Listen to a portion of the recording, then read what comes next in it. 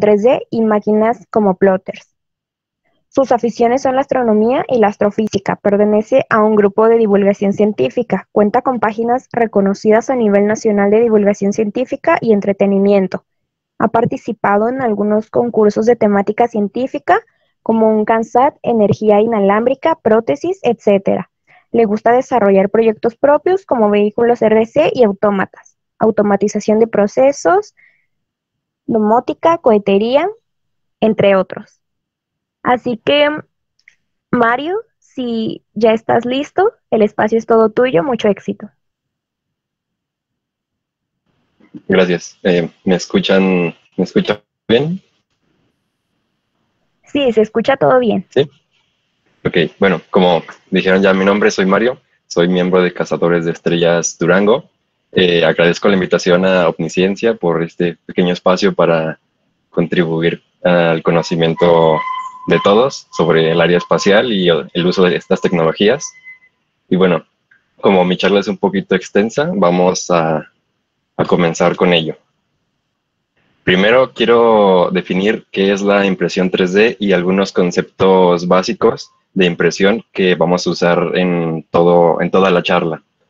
Bueno, la impresión 3D, ¿qué es? Generalmente, inclusive en Wikipedia, se utiliza el concepto de que es la técnica por adición de capas sucesivas y es la que generalmente se maneja.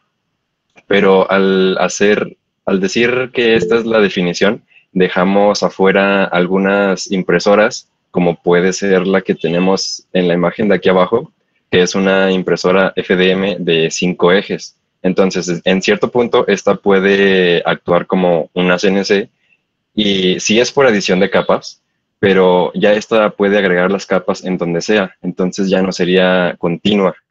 Después tenemos la que está aquí arriba, que es una impresora hecha en Ámsterdam y se utiliza para crear puentes. Entonces, sí es sucesiva, pero no es por capas. Esta impresora deposita todo el material continuo en este filamento que podemos ver. Entonces, la correcta definición de impresión 3D sería que es el conjunto de procesos en el cual se solidifica o se une un material mediante el uso de una computadora para crear un objeto tridimensional. Y bueno, teniendo este concepto claro, vamos a ver un poco de historia y vamos a ver tres tipos diferentes tres tipos de formatos de impresión 3D que son los que generalmente se usan, son los que más se han extendido y ya de eso se desprende pero estos tres van a ser los principales que voy a tocar en este tema. Bueno, la impresión 3D como tal no es precisamente tan nueva como muchas personas creen. De hecho ya tiene sus años. Inclusive desde el año 1800 se empezaban a usar escáneres 3D, tanto para hacer esculturas como para mapear territorios. Entonces, bueno, como el auge de esta tecnología fue en 1976, junto con las impresoras por inyección de tinta, que son las que todos tenemos en nuestras casas para imprimir documentos, aunque ya hay las láseres, pero estas fueron las primeras. Quiero recalcar que antes de 1976 ya se llevaron intentos de crear impresoras. Una fue en Francia, pero no surgió o no siguió ese proyecto porque la empresa que se fundó no tenía presupuestos y perdieron el enfoque, entonces no lo decidieron continuar. Otra fue en una universidad de Japón. Obvio, ¿no? Japón tiene que estar en estos rollos metidos siempre. Pero esta no se desarrolló porque no tomaron en cuenta el proyecto como algo viable. Entonces, pues no se continuó. Fue hasta 1984 donde tenemos a este gran personaje, Chuck Hull, que es el fundador de 3D System e inventó la estereolitografía, que se puede simplificar como la tecnología SLA, la cual consiste en un rayos UV, como podemos ver en la imagen de arriba.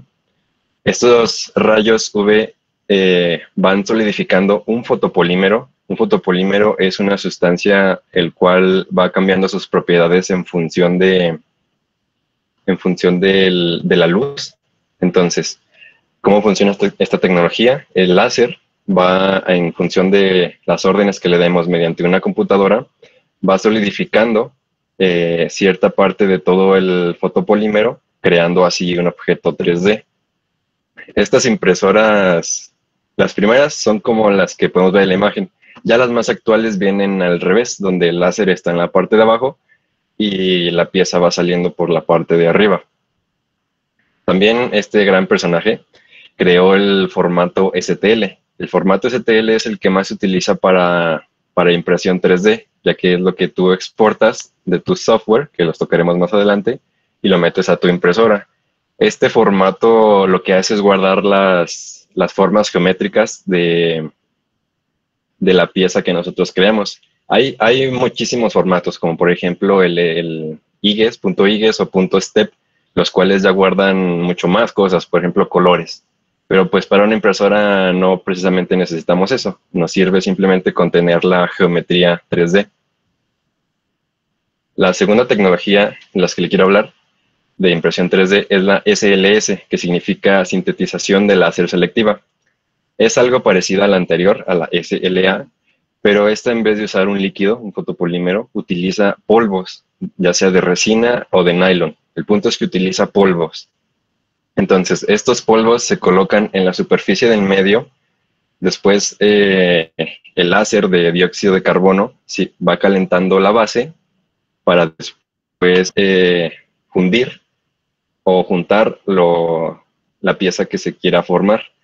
Tiene 3 depósitos, que habría 2 a los lados y uno en medio. Primero se coloca una capa fina en medio y después se rellenan los otros 2. ¿Para qué? Para que, como podemos ver en la animación, un pequeño bracito vaya colocando las capas para que después el láser vaya haciendo su trabajo. Esta tecnología es de las más costosas que hay por el tamaño de la impresora y por los polvos que se suelen utilizar. En el evento de Talentland, no sé si alguno tuvo la oportunidad de asistir, yo tuve la oportunidad de asistir, y HP, en uno de los apartados, HP llevaba una de estas impresoras, y a mí me tocó ver las piezas que fabricaban, era la primera vez que veía una de estas piezas en vivo. Y era, si no me equivoco, era nylon, era una pieza de nylon o fibra de carbono, una de esas dos. Y era una pieza literalmente no mayor a los 30 centímetros y era súper, súper dura. De hecho, me paré encima de ella y ni siquiera se rompió ni nada. Y es tan dura porque las capas, todas las impresoras que voy a tocar en este tema funcionan por capas, una sucesiva arriba de otra. Entonces, las capas, pues al ser polvo, pues literalmente es como el grosor es el polvo. Entonces, por eso son súper, súper duras las piezas que fabrican estas impresoras. Y como última tecnología, quiero tocar la FDM, que es modelado por deposición fundida. Esta impresora funciona calentando un filamento, el cual se deposita en una base, así como podemos ver en la animación, se deposita en una base caliente, también puede ser fría, y se va creando el objeto en 3 dimensiones. Esta es el tipo de impresora que más se ha estandarizado para tanto industrial como para los usuarios que suelen ser fan de esta tecnología, ya que los costos pues son súper factibles a comparación de las otras 2 técnicas que mencioné. También tienen una gran gama de filamentos, los materiales ahorita los voy a tocar. Como un dato interesante, como estas impresoras son las que más se usan, todas las personas creen que estas son las que primero se crearon, pero de hecho no, fueron las últimas que se crearon. Las primeras fueron, como les dije, las de SLA, las que utilizan fotopolímeros. Aquí es lo que les decía de las capas. Esta funciona por capas, como les dije, y va en función de cómo lo tengamos estandarizado, pero no deja de ser un filamento. Entonces el polvo obviamente va a ser más fino que el filamento. Por eso es que la tecnología de SLS es más dura.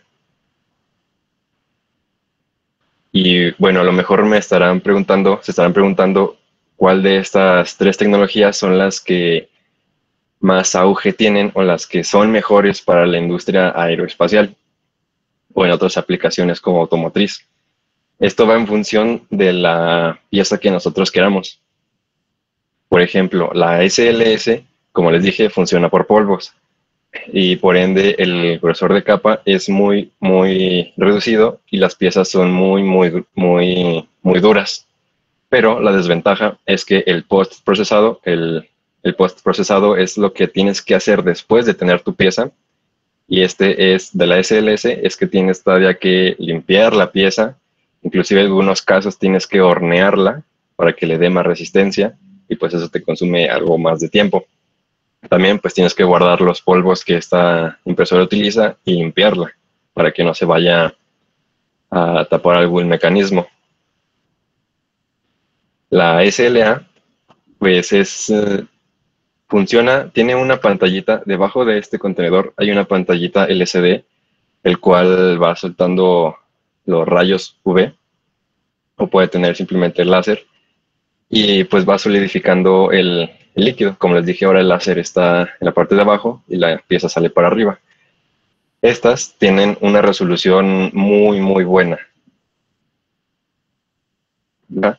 Es que al ser estos fotopolímeros son como resina epóxica, entonces no suelen ser precisamente duros y solo se suelen utilizar para crear piezas para adornar.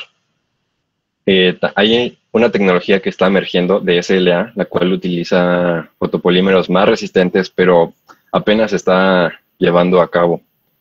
Y después tenemos la FDM. La FDM sería como un punto medio entre la SLS y la SLA. No es tan dura como la SLS, pero tampoco es tan débil como la SLA. Entonces, aparte que también los costos, pues quedaría en medio de estas dos. Por eso es la que más se usa tanto en las industrias como las personas que son fanáticas, porque los costos son muy buenos, la calidad es muy buena y aparte de que tienen una gama de filamentos bastante extensa, es la que con más materiales puedes imprimir. Incluso la voy a tocar más adelante, hay una impresora, lo cual utiliza refuerzos, el cual utiliza dos filamentos. El primero es un refuerzo, por ejemplo, de nylon y después otro de fibra de carbono, a la cual le da una resistencia muy comparable a la SLS, inclusive superior, pero esa la toco más adelante. Después de las principales categorías, existen más, pero pues ese no es el tema que corresponde hoy. Así que solo les voy a mencionar estas que me parecieron más importantes para la temática. Tenemos las impresoras cartesianas, las cuales son las que más se utilizan para la FDM. Estas, como su nombre dice, pues se rigen por tres ejes, el Z, el Y y el X. También tenemos las impresoras polares, que funcionan como su nombre también lo dice, un sistema de guía polar, la cual la ventaja que podría decir de esta es que te ahorra un poco de espacio y la cama puede rotar. La otra impresora que es bastante interesante y que vamos a tocar más adelante es una impresora de brazo robótico. Estas impresoras no se suelen usar tanto para aficionados y suelen usarse más para las industrias por los costos más que nada, porque necesitas de que tenga una muy buena calidad. La ventaja es que al ser un brazo, pues no tienes un área de impresión precisamente limitada. O sea, la limitación sería lo que el brazo alcance a imprimir, pero pues puedes imprimir a todo tu alrededor. Y más adelante hablaremos de una impresora bastante interesante que mide 50 metros. Bueno, hablemos un poquito más de del grosor de capa. Como les dije, el grosor de capa es bastante importante porque esto define la dureza que va a tener nuestra pieza. Estos parámetros generalmente tú los puedes manipular en tu software para imprimir. Entonces, entre la calidad de la impresión sea más alta, el espacio entre las capas va a ser mucho menor. Y si la calidad es más baja, el espacio entre las capas va a ser mayor, dando esto pie a que se pueda romper. Por eso, reitero, es que la SL es la que puede ser más dura por los polvos que utiliza.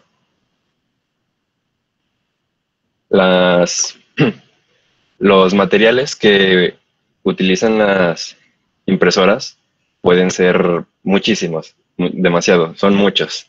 Y estos pueden variar en función de la pieza que tú vayas a querer. Por ejemplo, para la SLA, pues son fotopolímeros. Entonces, estos se manejan más como resina estándar, resina flexible, resina dental. Entonces, en su nombre ya va implícito el para qué lo sueles usar.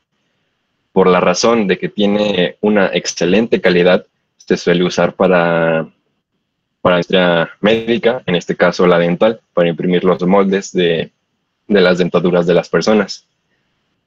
Para las demás impresoras, por ejemplo, para la FDM existen los cuales, y el más básico es el PLA, que es un poliácido láctico, que no es derivado del petróleo. También después sigue el ABS, que es un material algo más duro que el PLA. El ABS, para que se den una idea, son como las piezas de Lego, pero para imprimir. Entonces, cualquiera que haya pisado alguna, pues se dará cuenta que son muy duras. También hay otro filamento que se llama PETG, el cual está hecho de el PET, que son las botellas de plástico en las cuales tomamos agua, pero se le agrega la G.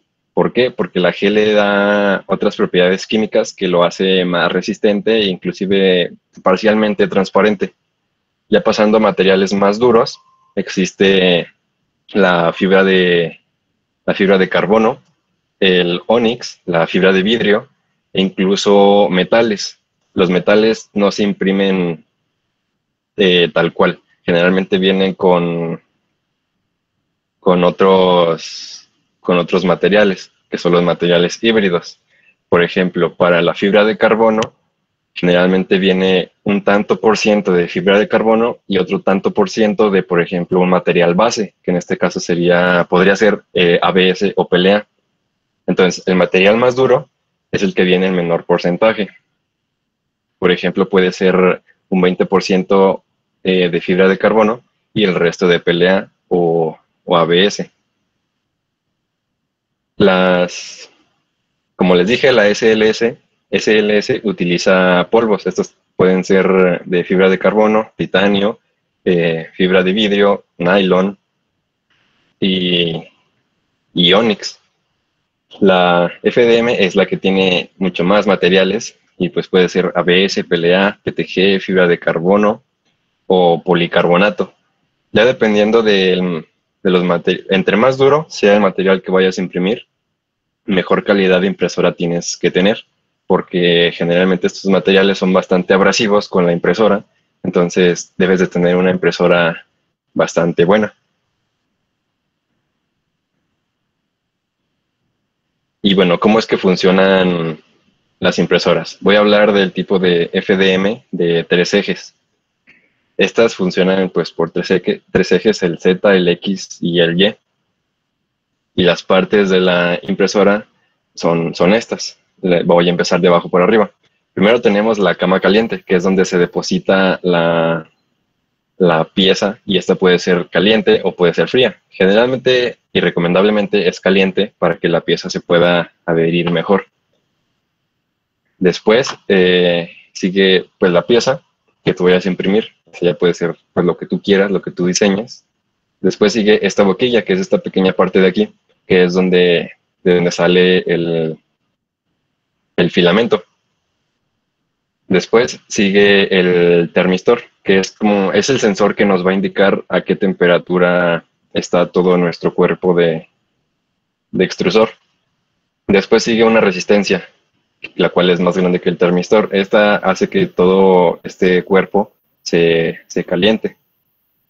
Después sigue el bloque, que es lo que va a contener estos dos componentes, y también se calienta. Después sigue el enfriador. Esto lo que hace es que el filamento no se empiece a fundir antes de tiempo. El filamento aquí tiene que entrar bien, y aquí ya tiene que salir parcialmente fundido. Después esto que dice tracción, aquí se coloca un motor NEMA, a veces 17, y lo que hace es empujar el filamento por todo este proceso. El filamento viene siendo son carretes, generalmente se manejan con 1.75 de grosor, inclusive, y esto ya puede variar dependiendo de lo que quieras imprimir. Los carretes generalmente vienen por kilo, pero pues ya para empresas más grandes, pues se piden carretes más grandes. Y bueno, para el uso de las impresoras se requieren dos tipos de programas. Uno en el que tú puedas modelar tu pieza, crear tu pieza, y otro donde puedas mandarla a imprimir. Aquí voy a mencionar software que pueden ser, o sea, se pueden utilizar tanto en industrias como personas normales que son aficionadas. Entonces, para modelar tu pieza, generalmente se suelen usar SolidWorks, Fusion 3D y Tinkercad. Tinkercad es como la versión más pequeña para personas que apenas inician. Después de esto, tu objeto se mandaría al software de impresión. Este software de impresión, aquí tú puedes modificar los parámetros con los que quieres que tu pieza salga. Puedes modificar el grosor de las capas, cuántas paredes quieres, el relleno, en función de para qué vaya a ser tu pieza, si va a tener un uso mecánico o va a ser simplemente una pieza de adorno. Estos programas pueden ser Cura, Simplify 3D o Prusa Slicer. Lo que hacen estos es convertir el objeto de STL a código G, que son instrucciones para la impresora, para los ejes, para decirle cómo se va a mover y cuánto va a extruir de material, entre otras cosas. Y bueno, teniendo esos conceptos claros, vamos a entrar en la aplicación de la impresión 3D. Quiero explicar qué es la cohetería amateur porque, bueno, no muchas personas la conocen. En el círculo a lo mejor social que nosotros nos encontramos ahorita, muchas personas sí la conozcan, pero hay otras que no. Entonces, bueno, la cohetería amateur o cohetería experimental es un hobby en el cual los participantes utilizan cohetes experimentales en gran parte hechos por ellos u otras partes compradas. Y estos son cohetes a escala, desde el cual viene siendo uno real. Los aficionados de esta categoría suelen construir, bueno, existen varias categorías que las voy a tocar ahorita, pero generalmente las suelen construir ellos, excepto los motores. Estos cohetes a escala trabajan con combustible sólido, líquido o gaseoso, inclusive híbrido. Ya los más grandes suelen utilizar híbrido, como el que vemos en la parte de abajo. Cabe recalcar que conforme las categorías se van a necesitar, el aficionado necesita ciertas categorías, ciertas certificaciones emitidas por Tripoli Rocket Association, la cual no tiene fin de lucro y se encarga de la operación de cohetes de alta potencia. Y bueno, primero vamos a definir los diferentes rangos que hay para la cohetería. Primero está el más básico, que viene siendo la cohetería de modelismo o cohetería modelista básica. Y estos cohetes, en su mayoría, son construidos por el propio aficionado, ya que no suelen ser muy grandes, no suelen superar los 60 centímetros. Los motores suelen ser de pólvora negra. Estos son como los que utilizan para los fuegos artificiales, entonces no son precisamente grandes. Y esta rama puede llegar hasta los 300 metros, ya como máximo. Y se denominan o los motores se pueden categorizar por A, B, C y D, dependiendo de cuánta potencia tengan. Después sigue la cohetería modelista media, la cual podemos ver pues ya es un poquito más grande. A partir de aquí ya se requieren ciertas regulaciones, porque bueno, a fin de cuentas estamos trabajando con explosiones. Entonces estos motores ya suelen ser más grandes, ya las piezas, algunas suelen ser compradas, otras fabricadas por el propio usuario y suelen superar los 400 metros de altura. Después sigue la cohetería modelista de alta potencia. Ya como penúltima categoría, estos cohetes suelen pesar alrededor de los 30 kilogramos y superar el kilómetro de altura. Y como última categoría, tenemos la cohetería experimental amateur. Esta ya, como dije, es la última categoría y no hay límites para crear tu cohete. Al ser la última categoría, ya tú puedes crear tu cohete con la potencia y con el tamaño que tú quieras. Estos suelen llegar inclusive hasta la órbita baja de la Tierra y pues suelen ser bastante grandes. Entonces la incorporación de la tecnología de impresión 3D es un gran avance y a los aficionados les brinda bastante comodidad. Por ejemplo, una de ellas es la construcción. Hacer un cohete pues toma relativamente su tiempo, ya que tienes que armarlo todo, no precisamente vienen todas las piezas juntas. Por ejemplo, para las aletas, estas ya tú las diseñas en base a la aerodinámica que tú quieras que tenga tu cohete y después las incorporas a la parte baja del cohete. Entonces, con impresión 3D puedes utilizar un software de los que mencioné, diseñar tu pieza e imprimir toda esta parte junta. Entonces te ahorrarías el tener que estarlas pegando y el tiempo de fabricación. También un punto importante es que tienen que ser muy precisas las medidas con las que lo hagas. Entonces, si te equivocas un poquito en el ángulo en la que va una aleta, pues ya no va a funcionar tan bien como podría ser. Entonces, al usar la impresión 3D, pues este margen de error se omite muchísimo, porque pues literalmente en el programa tú puedes definir bien los ángulos, la altura, las medidas, y así como tú las diseñes, así se van a imprimir. Otra ventaja son los costos de los materiales, porque por lo menos aquí en México no hay motores asequibles para los usuarios que estén interesados en este ámbito.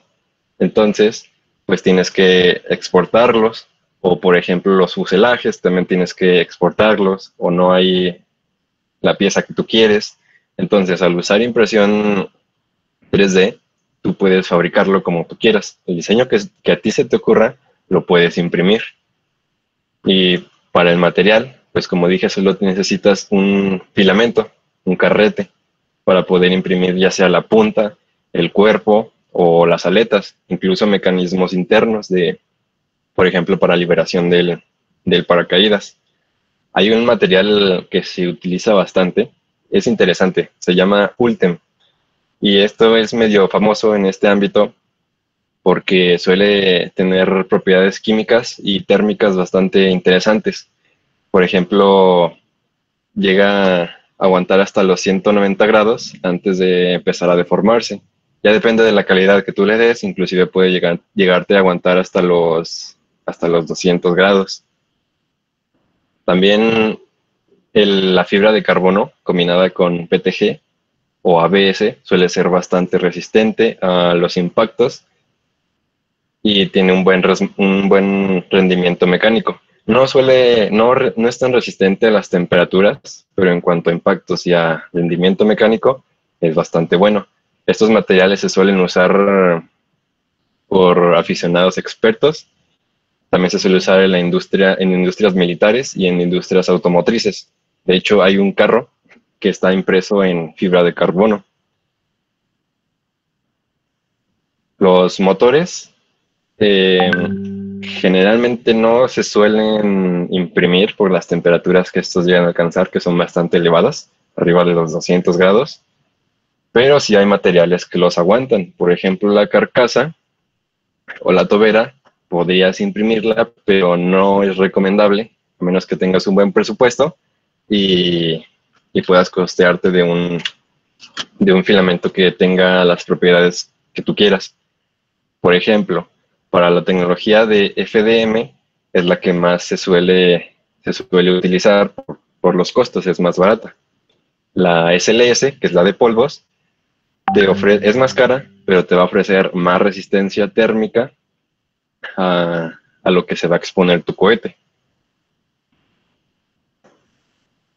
Y bueno, ya les hablé sobre los cohetes a escala. Ahora les quiero hablar sobre la impresión 3D en los cohetes reales, los que viajan a otros planetas. Como sabemos, pues hay ya bastantes empresas que se están enfocando en llevarnos a Marte o darnos tour por el espacio, como SpaceX o Blue Origin. Los métodos que utilizan estas empresas de maquinado son bastante comunes. Desde el Saturno V se han hecho algo parecido, haciendo cada pieza, armándola y todo eso. SpaceX ha introducido impresión 3D, pero a baja escala. Por ejemplo, su motor Draco fue hecho con parte de impresión 3D. También Blue Origin tiene sus impresoras y lo utilizan a baja escala. También la empresa Ursa fabrica CubeSat o mini satélites con impresión 3D. Y lo que tienen estas empresas en común y muchas más es que simplemente lo utilizan como un hobby, como a menor escala para crear estos cohetes. La empresa Relativity es todo lo contrario. Esta empresa planea un lanzamiento con un cohete impreso en un 95% de impresión 3D. El nombre de este cohete es Terran 1. El objetivo del Terran 1 es que tanto sus motores, su tanque de propulsor y su fuselaje sean de impresión 3D. ¿Esto qué nos brinda a comparación de otros métodos? Pues el tiempo de fabricación es muchísimo menor. Esta empresa nos dice que en 6 meses puede tener funcionando un cohete, al igual que el tiempo de armado, pues la impresión se reduce bastante con las piezas que vas a imprimir. Entonces, ya simplemente necesitas de unas cuantas personas que lo armen. Este cohete consta de 2 etapas. La primera mide 55.7 por 7 pies y la segunda 37.4 por 7 pies. Y está diseñada para que pueda llevar hasta 1.250 kilogramos de carga útil a la órbita baja terrestre. Tradicionalmente en la industria aeroespacial no se suelen hacer estos cambios tan abruptos en la creación de cohetes precisamente por 2 cosas. 1, ponen en riesgo enormes cantidades de dinero y 2, también ponen en riesgo vidas humanas. Entonces Relativity literalmente lo está apostando todo a su cohete impreso en 3D, la cual se hará una prueba de lanzamiento en el 2021. Cabe recalcar que esta empresa ya tiene contratos con NASA para probar sus motores Aeon, que los voy a mencionar más adelante. Y también ya tiene contratos con empresas como por ejemplo Iridium para poner en órbita sus satélites de comunicación. Y bueno, ¿cómo lo hacen? Como les mencioné ahorita, usan una impresora llamada Stargate que mide alrededor de 50 metros de alto y tiene 3 brazos robóticos trabajando para esta empresa desde que se hizo pública en el 2017. Esta impresora utiliza una variante que se conoce como deposición de energía dirigida. ¿Y en qué consiste? Como lo mencionamos, en la tecnología FDM consiste en fundir un filamento para ponerlo en una cama. Este proceso combinado con la soldadura crea una deposición de energía dirigida. La impresora saca un alambre de uno de los brazos robóticos, después este se calienta utilizando plasma eléctrico o algunas veces láser y lo va depositando según las instrucciones de la computadora. Ahora va lo interesante. Bueno, aparte de que mide 50 metros, va otra cosa interesante. Esta impresora tiene una combinación de controles electrónicos, cámaras de imagen térmica, sensores de captura de movimiento visual, ambiental, de audio y muchos sensores más. ya que Relativity está desarrollando la primera y única fábrica aeroespacial para integrar aprendizaje automatizado en la tecnología de impresión 3D. O sea, que esta impresora funciona con aprendizaje automatizado. La idea es que esta impresora vaya aprendiendo de sus propias impresiones. Cada una va a ser mejor que la anterior. Antes de imprimir una pieza, se carga la propia pieza en una simulación que el software hace para ver si va a haber algún defecto o si alguna parte está demasiado tensionada. Entonces el propio programa lo corrige y optimiza el proceso de impresión. Como podemos ver en esta imagen, esta es una comparación de cómo se crea un cohete de la manera tradicional a como nos la está planteando Relativity. Y pues, como les dije, el uso de las piezas es bastante notorio, ya que al tener la impresión 3D, pues no necesitas precisamente fabricarlas cada una. Ya puedes hacerlas con la impresión 3D. Al reducir las piezas, se reduce el tiempo de armado. Por ejemplo, aquí nos viene mostrando que el tiempo de construcción estándar, ¿verdad? Obviamente esto ya depende de cada empresa, pero suele ser de 24 meses de la manera tradicional. Y para la construcción con impresión 3D viene siendo de 2 meses. Y ya para tenerlo listo para el lanzamiento, pues de la manera tradicional serían más o menos 48 meses, y con impresión 3D sería de 6 meses. Como les dije ahorita, Relativity quiere tener cohetes en mucho menos tiempo, en 6 meses. También pues la mano de obra te la ahorras bastante. Y bueno, además de esta increíble impresora, Relativity tiene una impresora que funciona como la SLS. Esta se llama deposición por haz de electrones. Resumido, pues se llama EBM. Esta impresora lo que hace es arrojar un haz de electrones producido por un filamento de tungsteno al vacío en la propia impresora. Y lo que hace es solidificar igual las piezas como la SLS. Al esta impresora tener un principio de funcionamiento de cargas eléctricas, el material que puede usar solo son metales para poderlos juntar. Por esta razón, generalmente se utiliza titanio y cromo de cobalto. Y bueno, como les dije, el motor es una parte bastante interesante y pues es lo que va a hacer que el cohete vaya a otros planetas. El cohete se supone que, bueno, está impreso totalmente en 3D, a excepción de piezas que sí se fabricaron en metal o con tecnología EBM. El motor ya fue probado en NASA y tuvo resultados bastante buenos. Este motor utiliza alrededor de 1000 componentes, a comparación de los motores que se fabrican de forma tradicional, que llegan a utilizar hasta 2700 piezas. Y el combustible que utiliza es oxígeno y metano, y lo llamaron LOX. Y la empresa nos dice que este motor se puede imprimir en 20 días. Y bueno, así como existen, esta no es la única empresa que está utilizando impresión 3D a esa escala. Hay otras que están utilizando esta impresión más que nada para los motores de estos cohetes.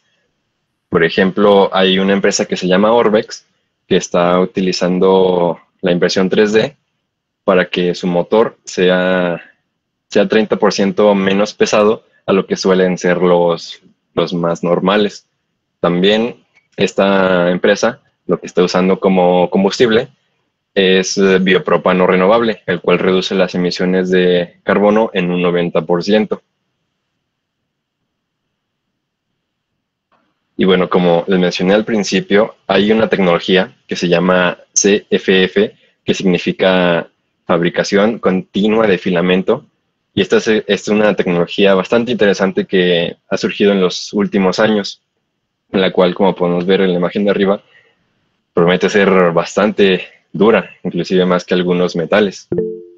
Entonces esta rama de impresión se divide en dos. ¿Recuerdan que les dije que había filamentos de híbridos? Bueno, estos tienen cierto porcentaje de un material duro y otro porcentaje de otro.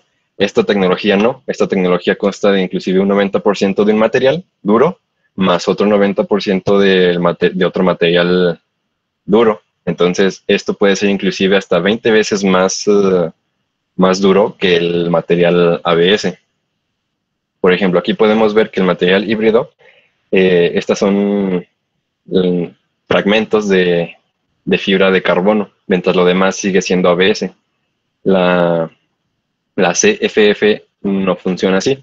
Es como se hacen una base de un material duro y otra de otro material duro. En esta animación les quiero explicar esta diferencia. La pieza que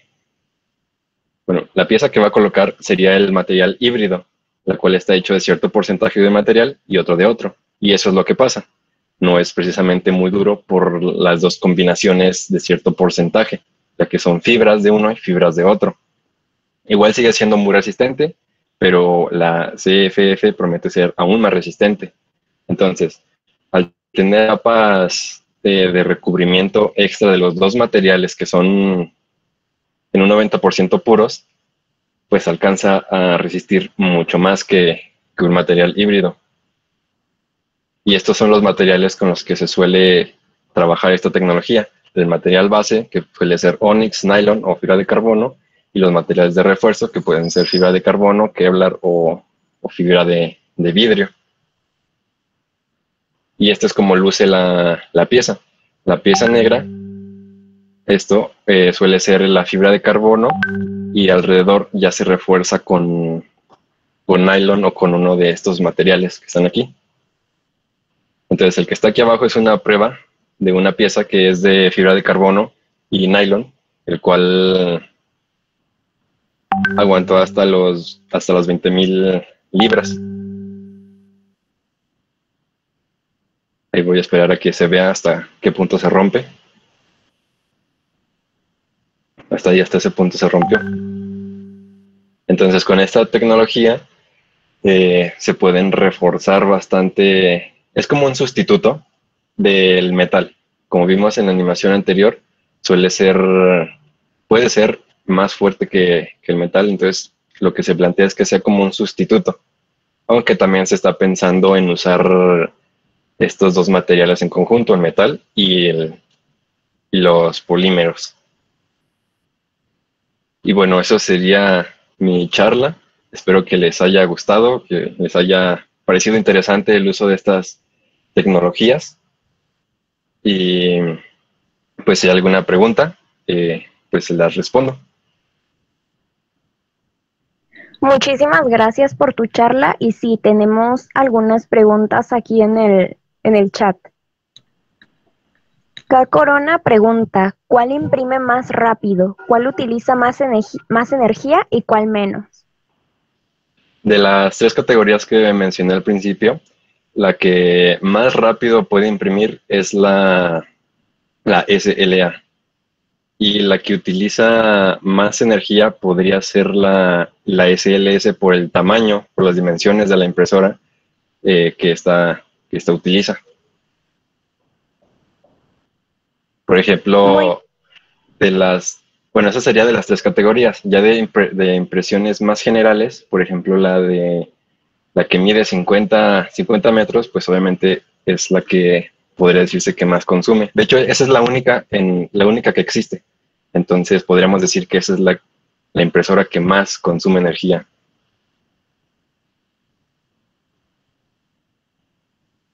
Muy bien. ¿Y cuál sería la que consume menos? La que consume menos, pues podrían ser las de formato FDM, que son las que las personas generalmente suelen comprar, que vienen siendo estas. Tienen un gasto precisamente grande y por ello son bastante costables para las personas. Por ejemplo, yo tengo aquí la mía atrás. Es una impresora de 3 ejes, FDM, y no son las que menos energía consumen. Muy bien, pregunta Logan Antonio Espadas Dorantes. En comparación con la manufactura por desprendimiento de material con corte por chorro de agua, ¿qué ventajas supone la manufactura aditiva más allá de las geometrías aplicadas? Bueno, una comparación podría ser que, por ejemplo, para el corte de agua son como los plotter, necesitas un área bastante grande para hacer esos cortes. Entonces, la ventaja de la impresión 3D, por ejemplo, para los brazos robóticos, es bastante, ya que no necesitas de esa área tan grande para fabricar las piezas.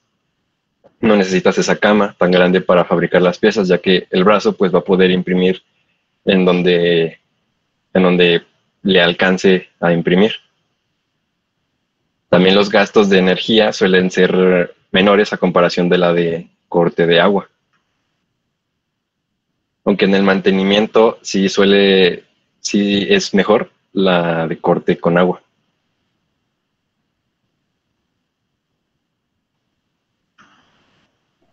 Muy bien, pues hasta ahora son todas las preguntas que han dejado aquí en el chat. Si alguien tiene alguna otra, puede dejarla ahí para aprovechar al máximo a nuestro ponente.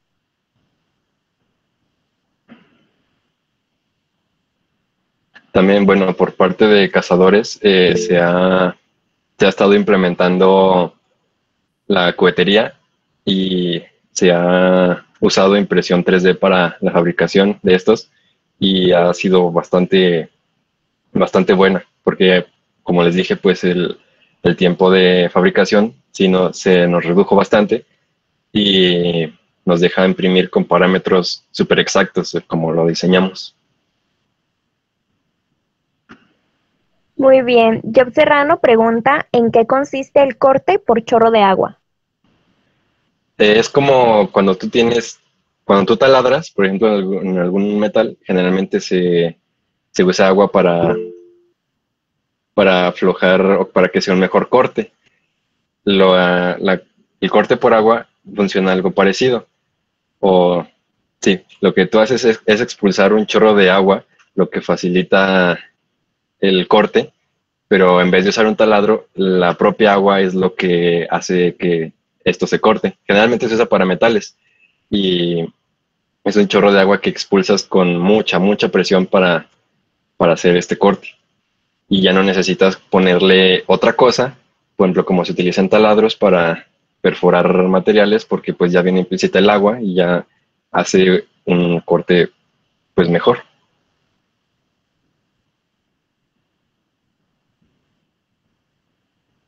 Logan Antonio Espadas Dorantes pregunta, ¿crees que el futuro de la manufactura aditiva podría emplear materiales compuestos como el carburo de tungsteno o el uranio empobrecido?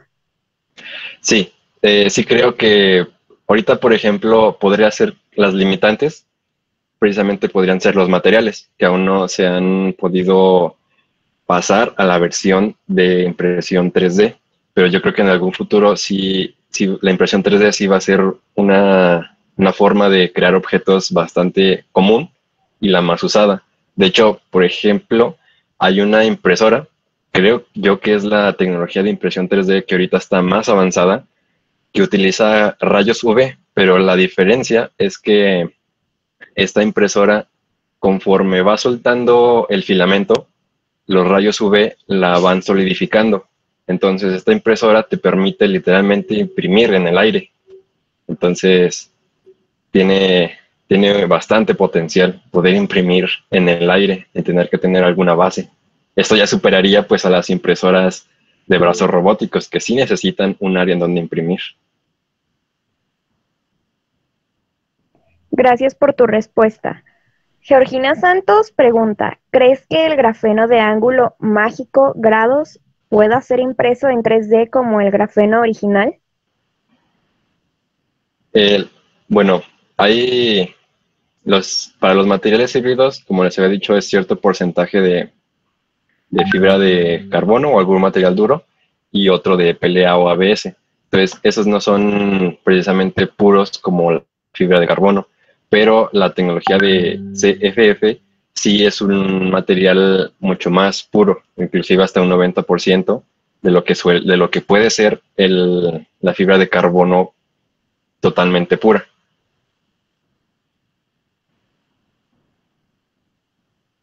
Belén Magaña se pregunta si estas impresoras causan algún tipo de contaminación. En cuanto a consumo, pues podría ser como cualquier electrodoméstico. Los filamentos, por ejemplo, el PLA suele ser biodegradable, entonces con el tiempo pues se va biodegradando. Ya materiales más duros como el ABS, el Onyx y todos esos ya no son biodegradables. Entonces podría ser que sí tengan un impacto, pero no tanto como la fabricación que se usa actualmente, ya que no necesitas de cantidades exorbitantes de energía para poder crear una figura. Entonces, no son precisamente, bueno, son más ahorradoras que las tecnologías de fabricación actual.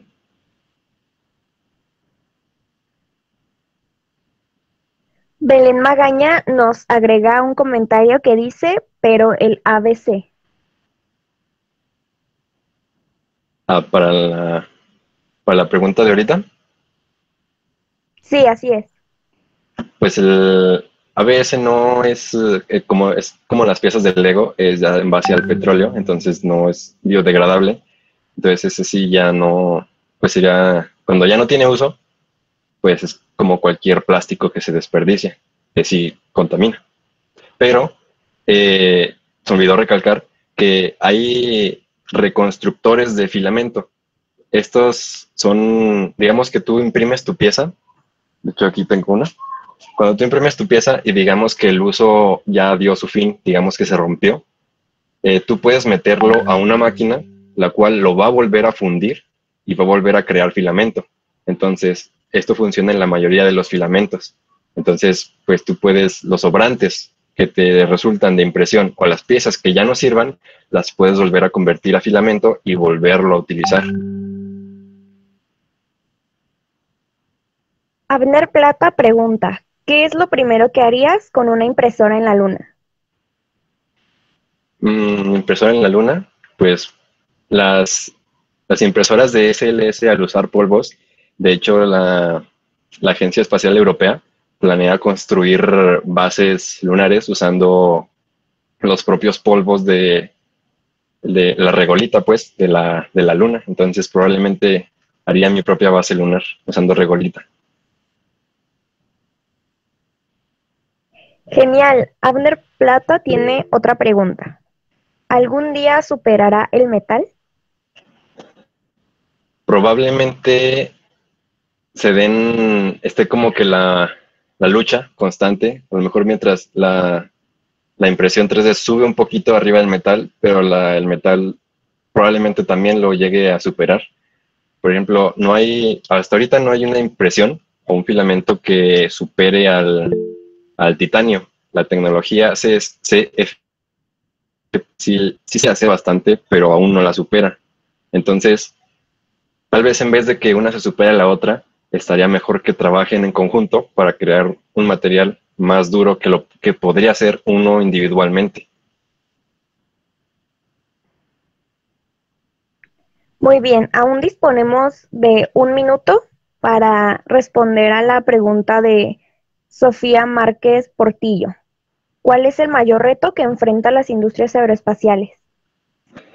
Para la creación de cohetes es precisamente el propio material, porque bueno, sabemos que aquí nos protege la capa de ozono, entonces no nos llegan los rayos del sol precisamente como salen. Entonces al estar en el espacio, pues en un lado va a haber muchísimo calor y en el otro va a haber mucho frío. Entonces, ese es el principal reto de las industrias, hacer que ese material se comporte bien y no tenga fallas estructurales para poder llevar los cohetes largas distancias. Muy bien, Mario. Pues el tiempo se nos ha terminado y en los comentarios están pidiendo que por favor dejes alguna red social o modo para contactarte. Ok. Tengo la última diapositiva, es esa. Ahí está mi correo y la página de Cazadores de Estrellas, en la cual no quiero hacer mucho spoiler, pero tal vez sea el primer lanzamiento de un cohete a escala que tengamos. Entonces sigan la página para que se enteren de este procedimiento.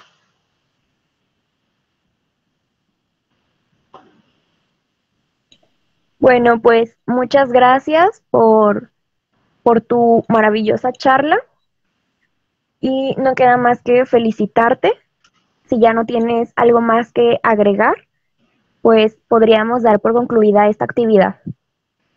Sí, si tienen alguna duda de cómo, muchas personas se preguntan cómo empezar en la impresión 3D. Obviamente no lo toqué aquí porque no era precisamente el tema, pero cualquier persona que quiera empezar en el 3D, pues me puede escribir o cualquier duda que tenga. Eso sería todo. Muchísimas gracias y a nuestros asistentes les mencionamos que a continuación se enviará el link para que puedan registrar su asistencia.